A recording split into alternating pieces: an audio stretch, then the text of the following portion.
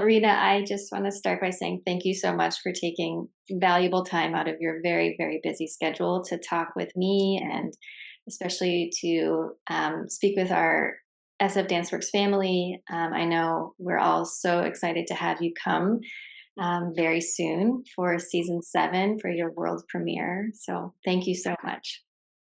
Thank you for having me. It's really nice to be a part of such a special collective. I think San Francisco Dance Works has been kind of on my radar for a minute, and friends have choreographed, and I've seen works come and go. And so it's nice to finally be a part of that lineage.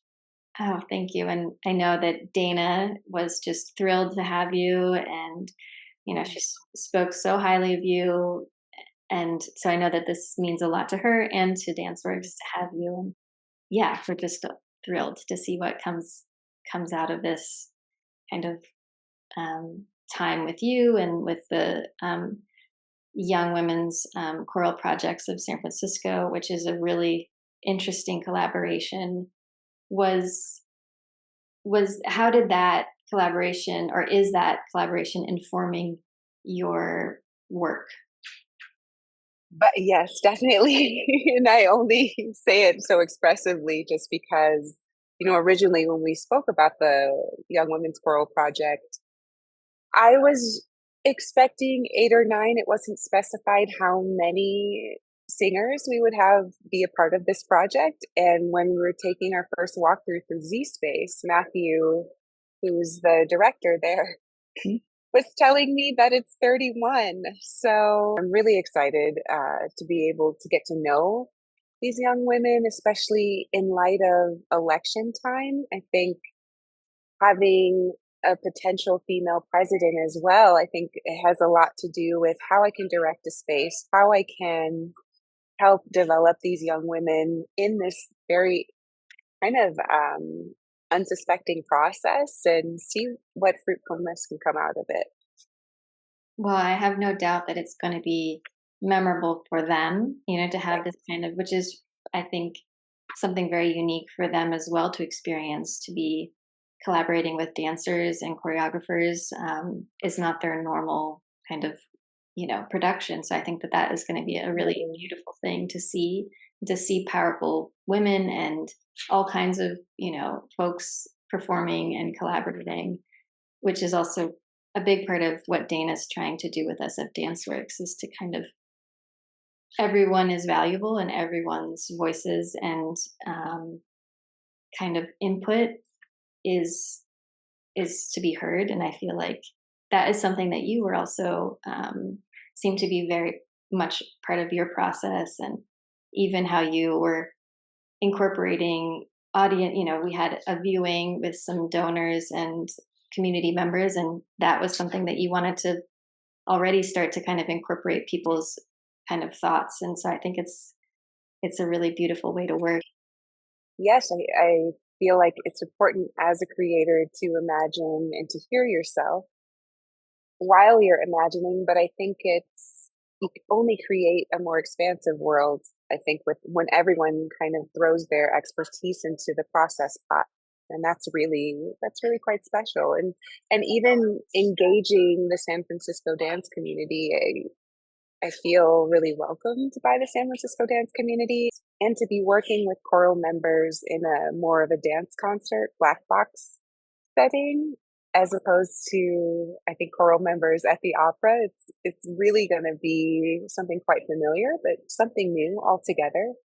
Um, and how they came about, actually, because going back to your initial question, Data was curious about the music that I was inspired by for this project, and I was really into Mendelssohn's choral arrangements for men. Mhm. And one score in particular were about men singing about how women were wolves, or women as wolves, and naming the women who were the wolves to them. And I was like, oh, I have to use this, but in which way?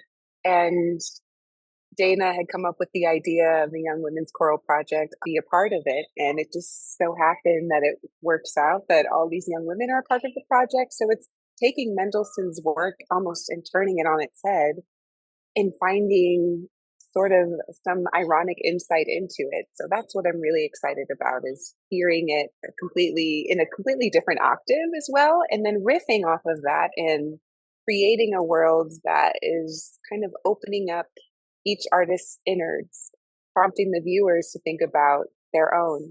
Who are you really?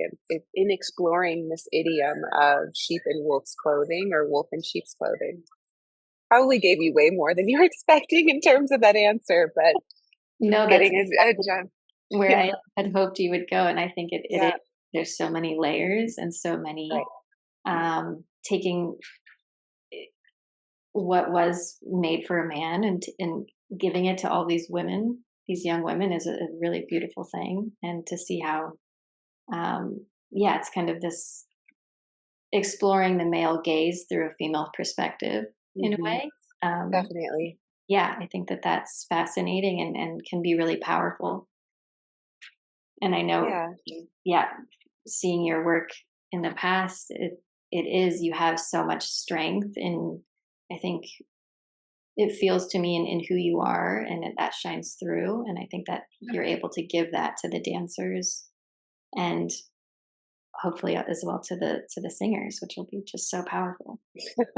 Daryl J. Hoffman, my longtime composer, friend, family, has been working with Matthew and I and the choral members to create a full sound. So we have some of Mendelssohn's work. We've worked with Daryl to be able to prompt Matthew to arrange a score for the choral members as well. So we've got interludes that we're building upon. We basically took Mendelssohn and decomposed it Wow. uh, from that initial piece about men thinking about women as wolves, and we just found different elements that could add to our world and our environment. So lots of, I think, hisses in the night, lots of forest sounds, lots of howling at the moon. And what that will make, we're not so sure yet. I know the women are in rehearsal right now with Matthew, and they're recording something for us to hear, because Daryl will make a live we'll experience the music live, but then Daryl will make a recorded version so that SF Danceworks can take it on tour as well. Wow. Z Space is a new space for SF Danceworks to perform in. And it is a more immersive theater, which is also interesting. Um, was that also something that you've been considering while choreographing?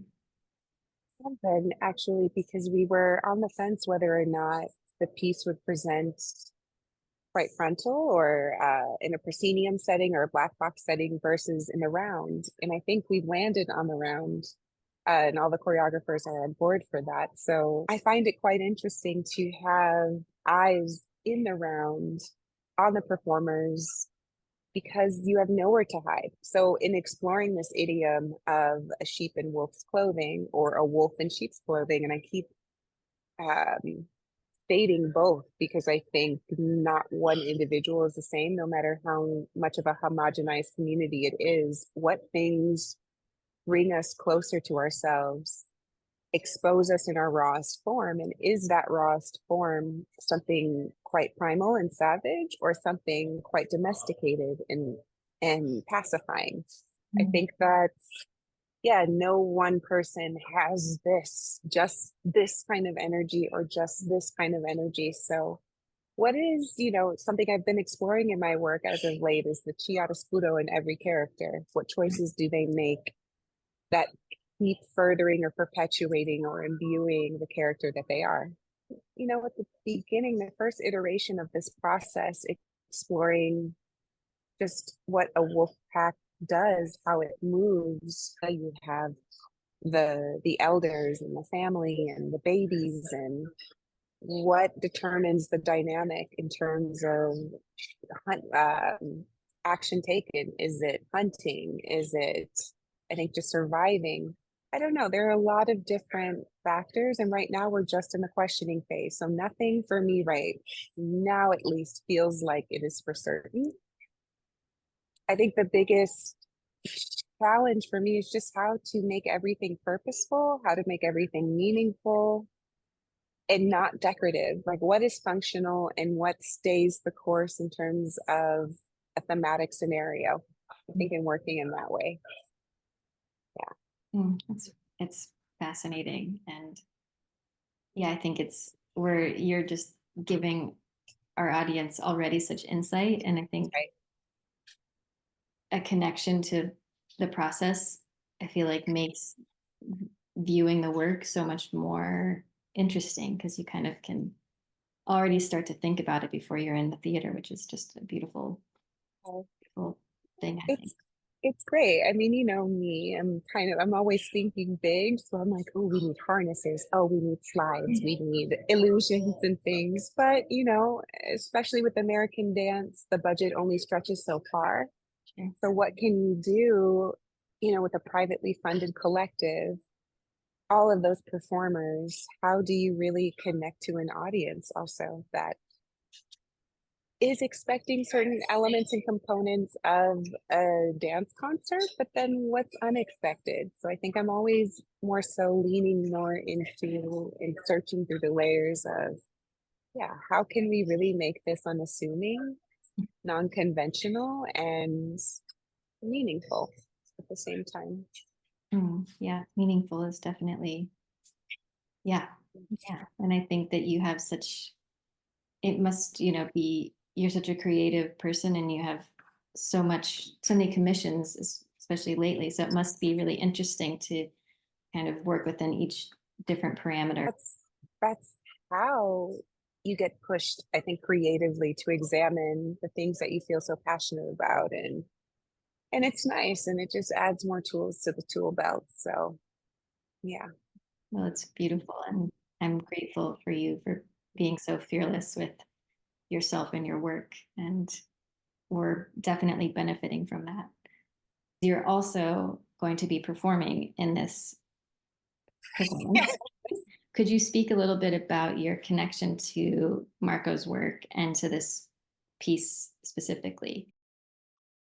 Such a fan of Marco's work. I think the way I'm a choreographic nerd. I love watching structure unfold, be destroyed, rebuilt before our very eyes, varied in multiple ways, and a rebuttal, all in the same breath of a piece of a solo versus an ensemble versus a duet. And Marco's language is so interesting because there's not anything like that that we've seen before, but so many young choreographers you see inspired by his language. So you know it's been making a mark. But I think there's, yeah, something to his language that's quite unique and very primal, but very concise at the same time. I'm inspired as a creator. I think in trying to find a way to be original, but still feel like his work is landing with me. And I think as a dancer, what a dream to be able to be invited to dive into his world. The hardest, I think, world I've ever kind of dove into, but it's a nice challenge. It's originally a men's solo, Mhm. and the really cool part about the process thus far has been just recently when I was on my commission with Het National Ballet in Amsterdam. The soloist that it was originated on or made on came to rehearse me and coach me. So Amazing. we had that time together. Of his name is Marijn Rademacher. Yeah. Amazing, and he's so amazing, Dancer. and just I mean, I've just been watching this blonde like flicker on my screen for a long time, and Alexander Anderson was the one that has been coaching it and teaching it, but has never danced this solo in particular. But he has danced Marco's work previously. But Marijn was just incredible. I think we had an hour-long rehearsal that we recorded, and I taped everything he was saying all the way from, so this is Michelin Man, chop, chop, chop. Like the language of it is so, I couldn't help but just laugh throughout because it's like a bunch of, if you were to watch it at face value and the way it's being taught, it looks like a bunch of random steps, kind of all piled on top of each other, but it's such precise and clear work.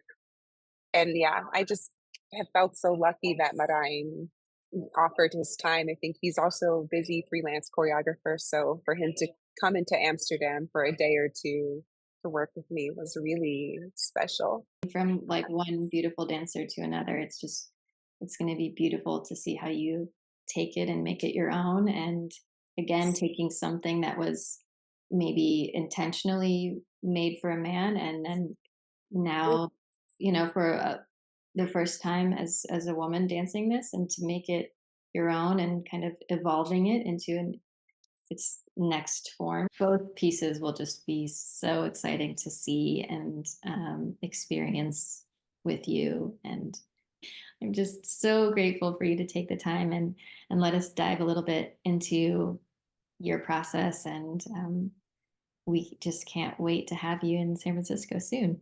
So thank you so much, Excited to Rena. be there. No, thank you.